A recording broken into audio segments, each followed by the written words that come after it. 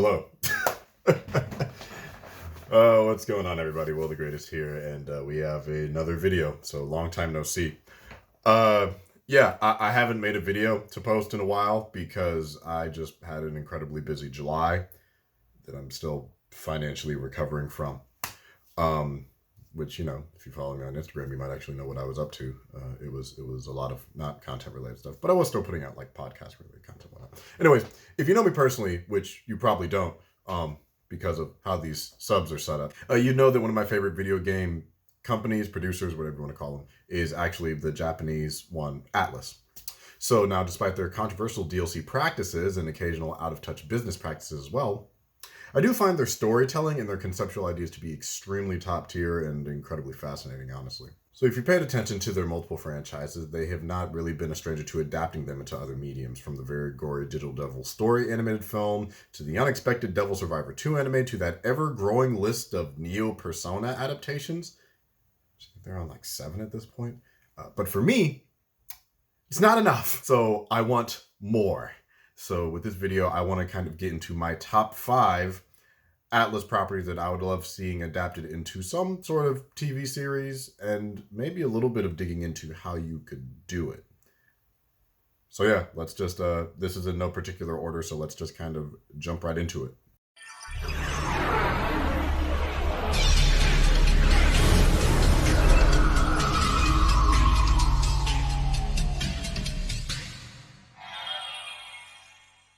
Starting with Persona 1 and 2, the original ones. Persona, yeah, I know there's already 9 different tangentially related varying Persona anime, but this one is different because it's based off the first 3 games, like the actual first 3 games. Now, this I would probably prefer more so as an anime, given how gorgeous the opening credits of the PSP remasters were, and also, I just don't want to see these stories handled in live action if we're relatively doing direct adaptations. Now, that being said, I would want to see Persona 1 and 2 as like a long, overarching, connected narrative, similar to kind of like Digimon Adventure and Adventure 2. So given the cast also grow and age and overlap, I think that's the best framework to kind of do it from. You know, you do the Sebek quest route, maybe have Snow Queen as a filler arc if you're feeling really ambitious, because I think Snow Queen plot-wise can't actually slot into Sebek. You just can't play them both on one file. And then if you really want to, since it was, you know, a semi-side story anyways, and then you go into the plot of Innocent Sin, and since Eternal Punishment is kind of a reboot, soft reboot, then you end with Eternal Punishment.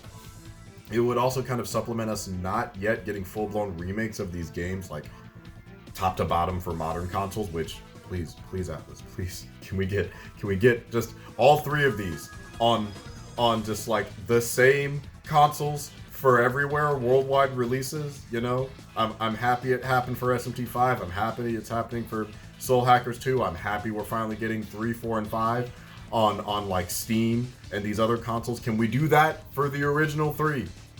You know, that fan translation of Eternal Punishment just came out.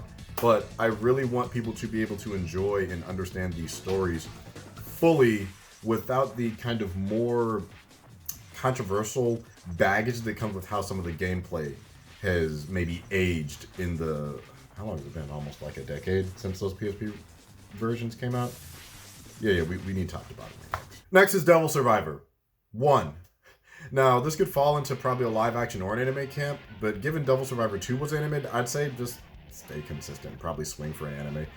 But given the story elements and the recent pandemic protocols, I think the story of being trapped in what feels like an unwinnable situation and the government imposing lockdowns in order to protect the wider masses, it's a pretty relatable concept. Hopefully one that isn't too traumatic for people. The narrative also in general is great, and it may be an opportunity to do some minor tweaking and expanding on characters like Yuzu or Midori, or really most of the game's kind of female cast. But you can also further develop the whole Cain-Abel subplot in parallel of the game for what ends up being a larger motivating factor between Naoya and the main character's plot lines throughout, you know, the show. So you could just use that to flesh out more of the characters through an animated medium, but also kind of make the story a little bit more concise. Me personally, I'd probably go the King of the Bells route as like a through line, but also given there's multiple endings, you can kind of pick and choose or have like a variety box and maybe, you know, have different versions for like DVDs or have them be OVAs or something like that, where you just do the different endings with like different decisions that you like truncate it. Kind of like Golden. You know, you pick, like the Golden ending, basically. Soul Hackers. But Will, what about a Devil Summoner adaptation? 2 words, Cyberpunk Demons. That's my motivator. Now, I would love to see this one in particular handled in live action. And yeah, I know Devil Summoner had a live action series that no one really talks about. That also hasn't been properly subbed, if I recall. But with that in mind, I'd love to see an actress kind of jump between, you know, the characters of Namisa and Hitomi. The relationship between the spooky crew could have some more tangible depth to it. The realistic setting could have almost this Ready Player One kind of vibe to it. And if it all comes together to get through the story, then I'd enjoy seeing a prequel series focusing more on the original Devil Summoner. Then you can go back and do Raido. Then you can also do SMT If as like a prequel to Persona and blah blah blah. I just want live action to Namisa, okay? Alright? I'm a simple man with simple needs. Digital Devil Saga. It's just badass. This cool sci-fi futuristic-esque thriller set in sort of a desert that takes themes and influence from like Hinduism and also having literal human consumption as like a plot point. Like imagine seeing that setting in live action. The horrors of eating other living creatures, living enough, for sustenance in like a combat because it's the only thing keeping you from eating your friends and your peers, and also as this mystery unravels and learning why people behave the way they do, what their human counterparts were like when they were, you know, jumping back and forth between like this more simulated environment of reality versus what actual reality and lived experience was like. Also opportunities for maybe like some queer representation, especially with like that reveal at the end of a certain character, you know, being a combination of other things, and just kind of getting this kind of idea of symbolism and balance of reincarnation. And I don't know, as I'm waiting for them to eventually give us a duology remaster, please give us a remaster of this for PS4 and PS5. It will take like no time. If you can do SMT3, just give us a DDS remaster. But in the meantime, for this one, I would also kind of want to see a live action adaptation for Netflix. You could do it anime or animated, but you could do it like cel-shaded CG like a bunch of their other anime are. But I don't know. I would be curious to see how you would handle this one with live action, with the setting, how they would, do the narrative. Probably give it like 1 or 2 or maybe 3 seasons. Hell, you could even take some story beats from the book and see how that is. So yeah, I think this could be a really, really super strong project.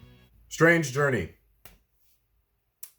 God, I want this so bad. It has everything. Deep themes about choice, decision-making, varying locations that are holding up a mirror to human society, a diverse cast. It's just begging to be a long-form Netflix series. Literally just having like episode chunks based off of each floor of the Schwarzwald.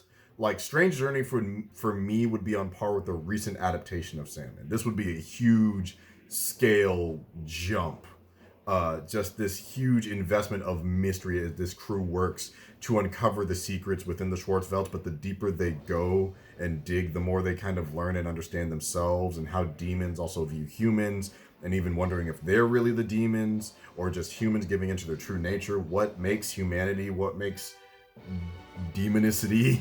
You can make people suffer with experiencing the scale and the length of dealing with that bullshit ass Ouroboros, like literally something that symbolizes and represents infinity that takes forever to fucking beat. You could make that a whole thing of just like how stressful it is, how tenuous it is, how hopeless a lot of this feels. It's like a mishmash of The Thing with The Cube. That movie, if you remember that. I don't know, I just think it'd be fun, and out of everything on this list that I would want, I know I said no particular order, but this would absolutely be number 1. This would be the one I would want to invest in the most time, the most energy, the most effort, just letting it fully flesh itself out. And I think people would really, really be drawn to it if you take the time and handle it right. I mean, can you imagine seeing how Jimenez's and Bugaboo's like coming together would look in live action with proper practical effects? Like, that could be some next level nightmare fuel. And I think it'd be great. So yeah, that's my current list. Let me know what your thoughts are down in the comments below, and maybe some of your own pitches for ATLUS adaptations for TV shows. Also, don't forget to like, subscribe, and turn on the notification bell to know where and when new content drops. I mean, it's going to be here, but know when new content drops. Also, check out my podcast, The Ace Podcast, where we talk all things art, culture, and entertainment. Everywhere podcasts are available. I'm Will the Greatest, and be great to one another. See you in the next one.